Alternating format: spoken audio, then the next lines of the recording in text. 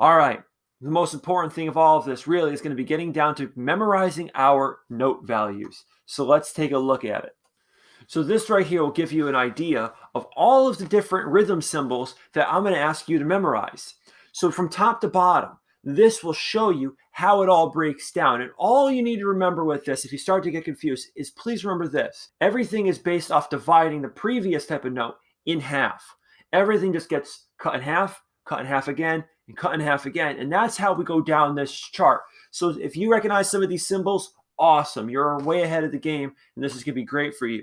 But if you don't recognize these symbols, please pay close attention because here we go. The first and easiest one we're going to talk about of these symbols is something called the whole note. This symbol right here, it kind of looks a little bit like a donut, but this right here is meant to take up the whole measure in 4/4 time. Remember, this is mostly based on 4, like we've been talking about all along, the 4/4 time signature. Now, if that takes up a whole measure, how many beats would that be worth? Now, I sure hope that you were thinking 4 beats, because remember, in 4/4 time, a measure takes up 4 beats. Only 4 beats in the measure, and if the whole note is worth the whole measure, that one sound would have to last for 4 beats, like ba, right there, all the way up to the beginning of the next measure. 4 full beats. Okay, so now we know that this symbol right here that looks like a donut is called a whole note. W-H-O-L-E. Make sure you have the W because we're talking about the whole thing, not a hole in the ground. Whole note. Because a note means a symbol for sound in music. We also should know that the whole note takes up a whole measure, which we should already know. Most of the measures we've been using, especially in band lab, take up 4 beats. So a whole note is worth 4 beats of sound. Make sure we know that. Now, if we were to go ahead and chop that whole note in half, that 4 would suddenly become 2. And of course, by chopping the whole note in half, we end up with this symbol, which is simply called a half note. It looks just like a whole note. It's got that little donut shape, but now we have a thing coming off of this line. We call this line a stem, okay? Now you may be thinking, I've seen this symbol before, but it was upside down, and the little dot circle part was on top, and the stem was pointing down. That happens sometimes, and when we get into pitch, I will explain to you more why that happens. But for now, let's get used to looking at this with the note head on the bottom and the stem pointing upward, okay? We'll just get used to that. But remember, this is what we call a half note.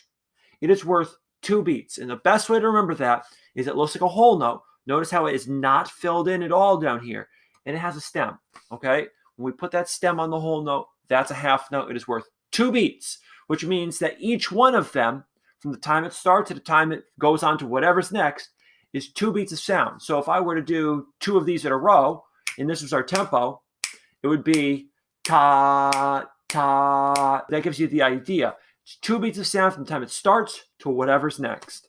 Now that we've talked about this symbol here, we will know that that is half of that. So we call it a half note.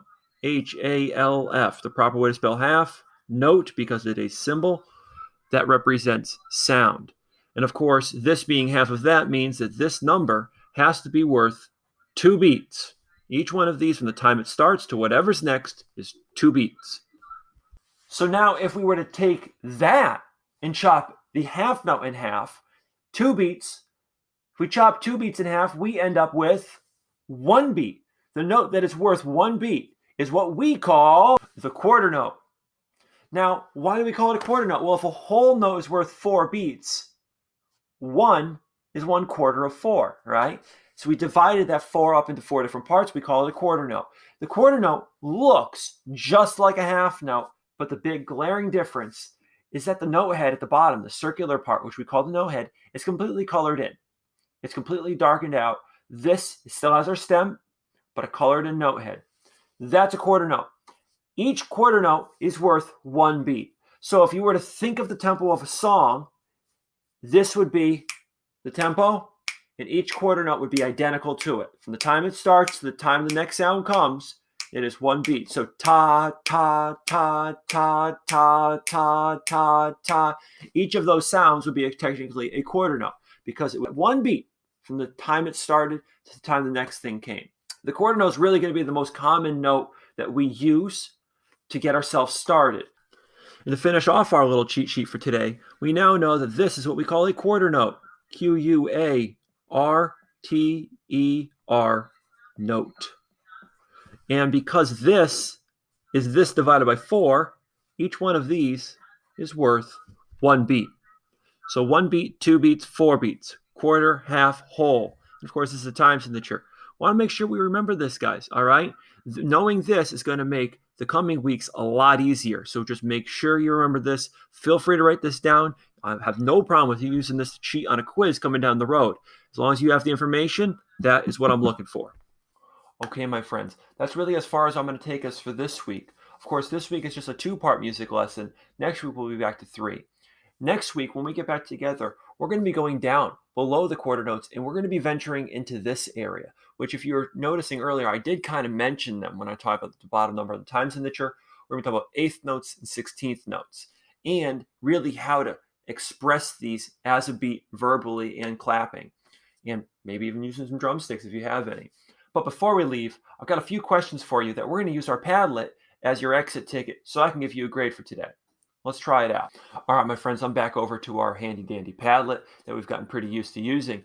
All you've got to do the exit ticket is, of course, go to the bottom corner. You're going to click the little plus sign, and it'll bring up your own tab. And, of course, please put your name and grade, as well as you're going to want to copy what I did right here, where you have numbers 1, 2, 3, 4, 5, 6, 7, 8, 9, and 10.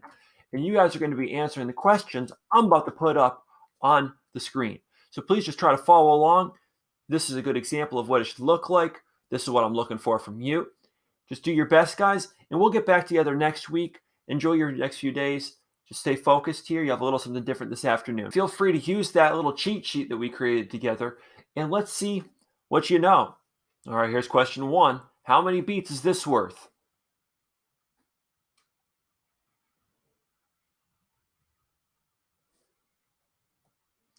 All right, question 2. How many beats is this symbol worth?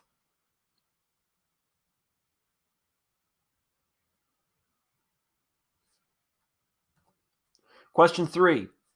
What does this mean? What is this called? This thing has a name. What is its name?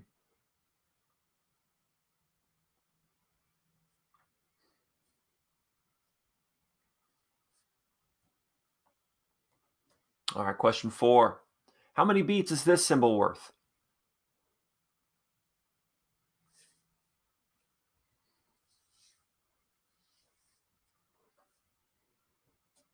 Question 5. What is this symbol called?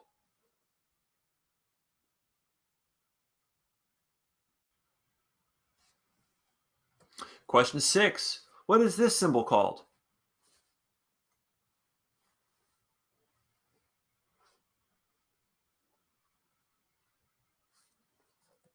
Question 7. How many beats does this all add up to? The key to this one is you're going to want to add the number of beats for each symbol together, and that will be your answer.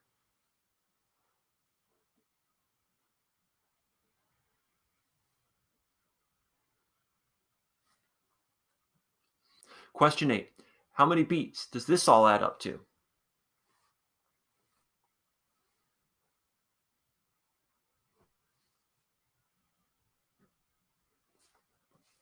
Question 9.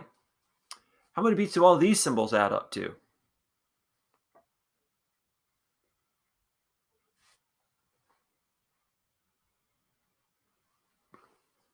And last but not least, question number 10, the tricky one. Can you add all of these up? How many beats does it all add up to?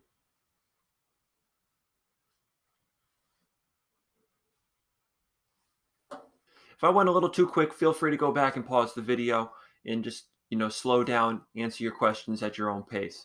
That's all we have time for this week, guys. So I'll see you again next week. And we'll move on, talk a little bit about 8th notes, and get making some beats and reading them as well. All right, guys, be safe, and I'll see you around. Peace.